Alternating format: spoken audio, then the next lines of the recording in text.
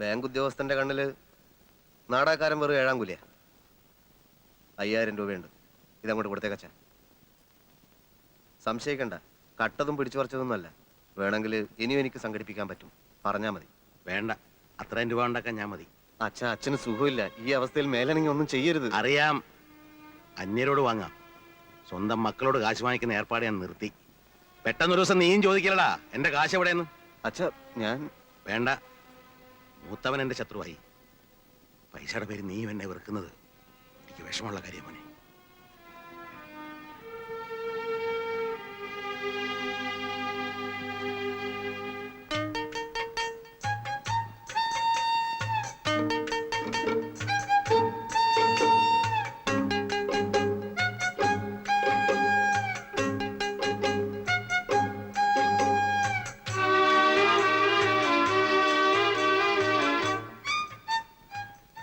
ഇതെന്താ ടിന്നുകളൊക്കെ എടുത്ത് വെച്ച് കളിക്കുന്നത്? ചെലവ് അങ്ങോട്ടൊന്ന് ചുരുക്കാന്ന് വിചാരിച്ചാൽ. എടി, ഇത്രയും ടിന്നും നമ്മുടെ മോൻ കഴിച്ചാണോ? ആണോടാ? നീയും ഇടയ്ക്കെടുത്ത് തട്ടുന്നുണ്ട്, അത് തന്നെ കാര്യം.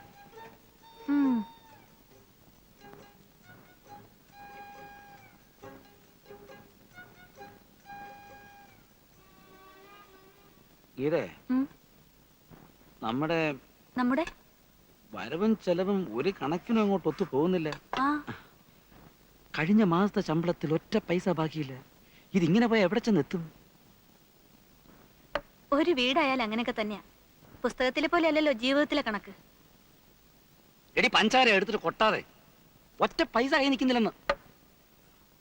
ഒരു കാര്യം ചെയ്യാം, അടുത്ത മാസം പോലെ ഞാൻ കിട്ടുന്ന ആഴ്ച നിന്നെ അങ്ങ് ഏൽപ്പിക്കാം. നീ എങ്ങനെങ്കിലുമൊക്കെ നോക്കി അങ്ങ് നടത്ത്. ഇതിപ്പം മനസ്സിലുണ്ടായിരുന്ന സമാധാനവും പോയി. എല്ലാവരും ഒന്നിച്ചിരുന്ന കാലത്ത് സമാധാനം ഉണ്ടായിരുന്നു അല്ലേ? അന്ന് അമ്മയെ 1000 രൂപ ഏൽപ്പിച്ചു കഴിഞ്ഞാൽ പിന്നെ ഉത്തരവാദിത്വം തീർന്നല്ലോ. സ്നേഹത്തിനേക്കാളും ബന്ധത്തിനേക്കാളും പണമാ വലുതെന്ന് കരുതിയ അങ്ങനെ പലതും അനുഭവിക്കേണ്ടി വരും. നീ ഇത് പലതവണയായി പറയുന്നത് കേട്ടോ. മനസ്സിന് സ്വസ്ഥത നഷ്ടപ്പെട്ടിരിക്കുമ്പോഴാ അവളുടെ ഒരു ഗീതോപദേശം. ഉണ്ണേട്ടനൊരു വിചാരമുണ്ട്, ഉണ്ണേട്ടൻ പറയുന്നതും പ്രവർത്തിക്കുന്നതും മാത്രമാണ് ശരിയെന്ന്. ഇപ്പൊ മനസ്സിലായി തുടങ്ങിയില്ലേ? ദേഷ്യപ്പെടണ്ട. കുടുംബ ബന്ധങ്ങൾക്ക് വിലയിടാൻ പറ്റില്ല ഉണ്ണേട്ടാ. ദേ, നമ്മുടെ മോൻ വളർന്ന് വലുതായി നമ്മളോട് തന്നെ കണക്ക് പറയാൻ വന്നാ എങ്ങനെ സഹിക്കും? ഉണ്ണേട്ടൻ മറ്റുള്ളവരുടെ മനസ്സ് കാണാൻ ശ്രമിക്കാറില്ല. അതിന് വേറെ ആരെയും കുറ്റം പറഞ്ഞിട്ട് കാര്യമില്ല.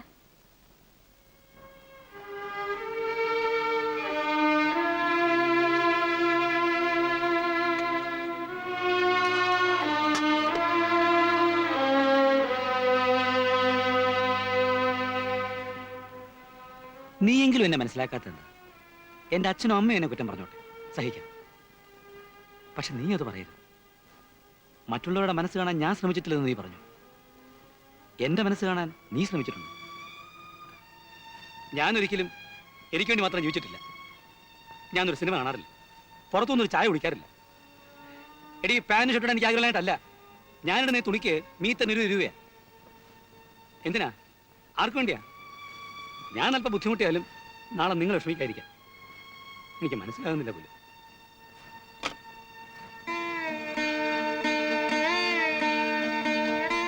തെറ്റുപറ്റിയിട്ടുണ്ട്, പലരെയും വേദനിപ്പിക്കേണ്ടി വന്നിട്ടുണ്ട്. പക്ഷെ അതൊന്നും വേണമെന്ന് വെച്ചിട്ടല്ലായിരുന്നു.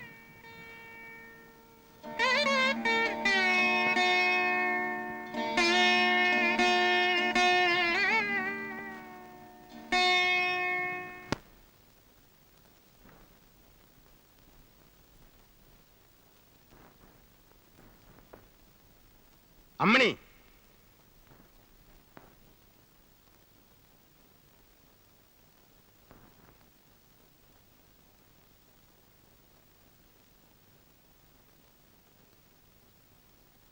ഉണ്ണിയെ വിളിക്ക്.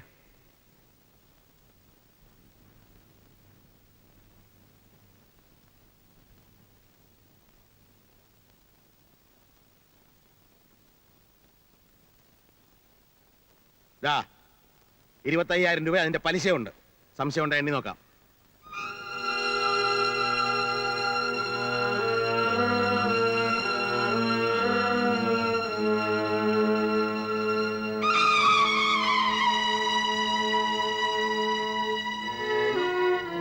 എനിക്ക് കാശ് വേണ്ട.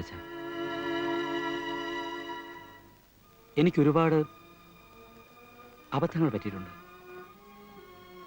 അച്ഛൻ കഴിഞ്ഞെല്ലാം മറക്കണം. അതൊന്നും എനിക്കറിയണ്ട. എന്റെ വാക്ക് ഞാൻ പാലിച്ചു. ഇനി നിന്റെ വാക്ക് നീ പാലിക്കണം. പോകുമ്പോ നിന്റേതായിട്ടുള്ള എല്ലാം ഇവിടുന്ന് കൊണ്ടുപോവാം. നിന്റേതല്ലാത്തത് ഒന്നും ഇവിടുന്ന് എടുക്കാൻ പാടില്ല. നിന്റെ ചേട്ടൻ ഇന്ന് ഈ വീട് ഒഴിയാണ്. അവൻ പോയതിന് ശേഷം എന്നെ വിളിച്ചാൽ മതി.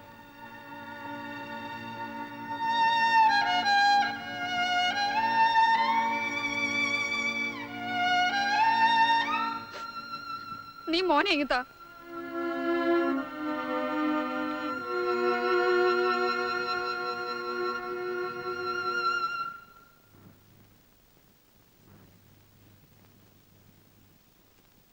എല്ലാം അറിയാവുന്ന ആളാണെന്ന് കരുതിയിട്ടാ ഞാൻ ഇത്ര നാളൊന്നും മിണ്ടാണ്ടിരുന്നത്. മക്കളെക്കാൾ ചെറിയ മനസ്സാണെന്ന് ഞാൻ അറിഞ്ഞിരുന്നില്ല. അവൻ അന്യനൊന്നും അല്ലല്ലോ, നമ്മുടെ മോനല്ലേ. അവനായിട്ട് ഒന്ന് മാപ്പ് പറഞ്ഞിട്ടും നിങ്ങളുടെ വാശി മാറിയില്ല. ആരോട്? നമ്മൾ ഓമനിച്ച് വളർത്തിയ നമ്മുടെ മോനോട്. നിങ്ങൾ പറഞ്ഞില്ലേ അവൻ്റെതായിട്ടുള്ളതെല്ലാം എടുത്തോണ്ട് പോകാം, അല്ലാത്ത ഒന്നും എടുക്കരുതെന്ന്.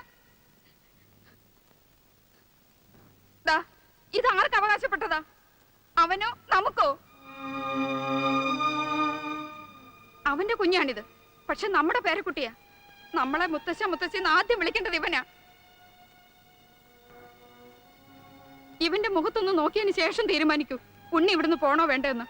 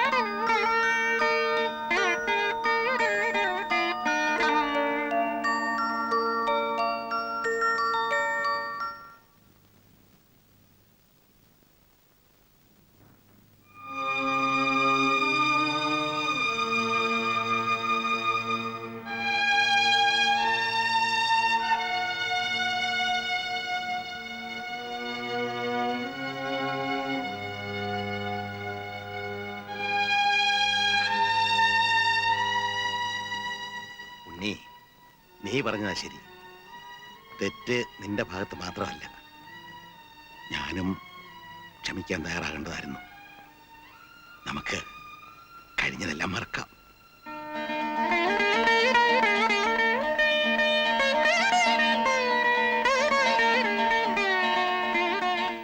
പക്ഷേ നമ്മൾ മാറി താമസിക്കുന്നതന്നെയാ നല്ലത്. കേൾക്കുമ്പോ പ്രയാസം തോന്നും. നിങ്ങളെക്കാൾ പ്രയാസമുണ്ട് എനിക്ക്. പക്ഷേ നമ്മുടെ ഇപ്പോഴത്തെ സ്നേഹം നിലനിൽക്കാൻ ഇതല്ലാതെ വേറെ വഴിയില്ല. ഗീതേ, നീ എന്തായി പറയുന്നേ? നല്ലവണ്ണം ആലോചിച്ചിട്ടാണമ്മേ. ഒരു കൂട്ടുകുടുംബത്തിൽ പ്രശ്നങ്ങൾ ഉണ്ടാവാൻ ഒരു നിമിഷം മതി. പക്ഷേ പിന്നീട് കൂടിച്ചേരാൻ ഒരുപാട് ബുദ്ധിമുട്ടുകൾ അനുഭവിക്കേണ്ടി വരും. അതിനേക്കാൾ നല്ലത് സ്നേഹമായിട്ടിരിക്കുമ്പോ പിരിയുന്നല്ലേ.